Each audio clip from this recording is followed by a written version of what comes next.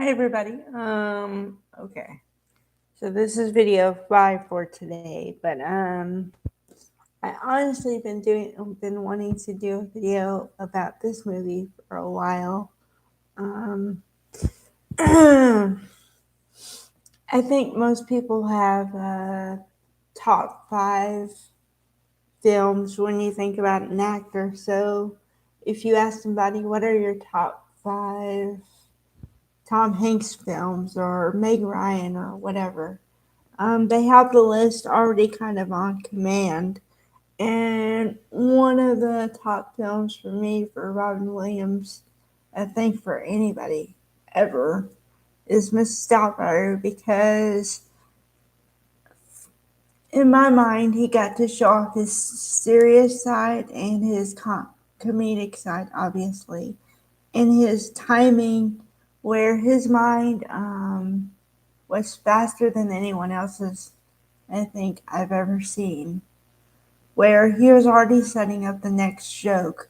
Like he would tell a joke and be setting up the next joke already. And also, he was the king of improv and using objects. Like, I know I've said this before, but he has this great show out that's inside the actor studio. Okay, so by the title, you think it would be boring, kind of, and just one note and all this stuff, right? Wrong. Okay. Um, he walks out on stage and he proceeds to do at least 5 to 10 minutes of just improv and just telling jokes, and the host can't even get questions out. And so that to me is a sign of a great actor, comedian, whatever you want. Because if they can riff off nothing, that's a talent. And also, he took, talking about improv with objects, he took a woman's scarf from the audience. Donna Karen pink scarf. So we're talking top of the line here. Okay. He was able to transform that one item into uh, an apron, a mask, like a mask that you wear to cover your mouth, um, the a blindfold, handcuffs, you name it. I mean, he must have transformed it into 10 different items, and then he gave it back to the woman who owned it. And it just so happened to be the host, goddaughter, granddaughter. I don't know. They were related, and so after the show, of course they talked. And she said that she was elated that he used her scarf in his act, if you will. Also, that special happened to be 2 hours, and I think that is one of the longest times of a show ever. So, okay, this all leads me into Mrs. Doubtfire, which in my mind is one of his best um, films. And his other films that I like are Dead Poets Society and Jack. And I saw pieces of Good Morning Vietnam. I haven't seen the whole thing yet. But I mean, everyone tells me the best scenes are when he's in the radio booth and he's just doing improv like he does. So, and especially Good Will Hunting with Matt Damon and Ben Affleck. Um, so, but Mrs. Doubtfire hits a special chord for me because um, came out when I was 11, and uh, at that time I didn't really know how far he could go. I mean, I've heard of Robin Williams even at that point, but I hadn't seen him do improv. never seen him dress up or anything like that. So this film for 2 hours is like a showcase of his. And I find it great, amazing, all those things that Sally Field could keep up with him. Yeah, she's great too. But I've talked about her before. Extensively, I have. Um, so yeah, it's a great film. And of course, Anne Haney plays the court liaison. And so she asked him, because, okay, the whole premise of the movie, and yes, I guess spoiler alert if you haven't seen it, but the whole thing of the movie is Miranda and Daniel, Sally Field and Robin Williams, are married. They've been married for 15 years. Um, he decides to throw a party for his teenage son, and or 12 or 13. And so he does this big party.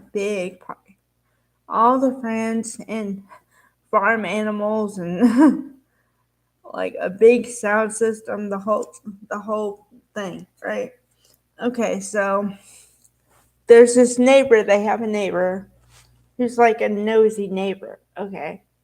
She says, Miranda, um, and then she calls her work and says, I'd like to speak to Miranda Hillard, please, on a tizzy, right? Okay, so then, um, Miranda just happens to be standing there talking to her boss, and she had finished talking to her boss, and the operator says, or the person, whatever, says, I got a Gloria Cheney on hold. So then she tells Miranda everything that happened. So Miranda comes home. Miranda comes home too. She has to step over a donkey or a horse or something. And no, a horse was already inside. So anyway, she has to step over an animal to get inside the house, right? They've already called the police. So the policeman says, is this your residence? Whatever. So she says, yes, regretfully it is. And she says, and then he starts citing off the violations and he says, well, you can't do this and that in a residential area. She says, well, don't worry. I will handle the situation myself. So then the police officer leaves. She comes in the house. She comes in the house. As she comes in the house, she sees everything. And she sees all the animals, everything. And everybody's having a good time. The music's kind of turned up and everything. And she sets down a cake that's supposed to be decorated like a soccer ball on the soccer field, right? So then she sets it down and the horse starts eating the cake. Which, okay. And then she says, like, I'm trying not to cuss, but okay, I'm going to say one word. What the hell is going on here? That's what she said. And then he says, honey, don't worry. It's just, whatever. So then she says, party's over because she pulls the plug on the stereo. Okay. So then he says, why are you getting so upset? It's just a couple party plates and then whatever. So then they have this big blow up fight and they come out to the conclusion that she's like, I just want a divorce. I want a divorce. And she's crying and stuff. She doesn't want the divorce, but she's so fed up. And then he tries to say, but we love each other. And so he starts crying too, like, not crying, but you can see tears in his eyes. So, but then he's convinced that she's going to change her mind, but she doesn't. So then, okay, the thing is, he gets the court liaison and he has to find a job in 3 months, right? Because he doesn't have a suitable apartment or job. So the judge gives him 3 months to do all that. So he finds a job, but it's not, I guess it doesn't pay very well or whatever. Plus, he wants to see his kids, and he does try to go about it a legal, legit way, but his ex-wife isn't having it. So he pretends to be other people. And that's another funny bit in the movie because he pretends to be people and with voices.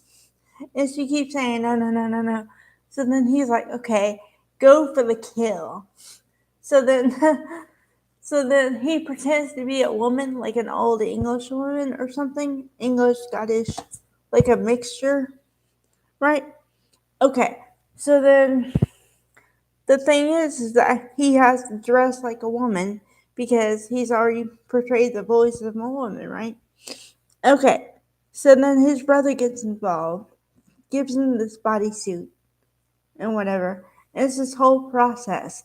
So in that also you see the improv because he pretends to be different characters to see what wouldn't freak out his kids. I mean, the whole movie is just 2 hours of improv from Robin Williams. And also, side note, he's a really good soccer player because even when he's dressed in all this stuff, he can still kick a mean soccer ball. So yeah. But if you haven't seen it already, and if I didn't ruin it with all that, you should really check it out. It's really good. Um, yeah, it's one of the best films I've seen in my whole life, and also, no matter how many times you see it, you see something different every time you watch it. That's another sign of a good movie, in my opinion. So, all right.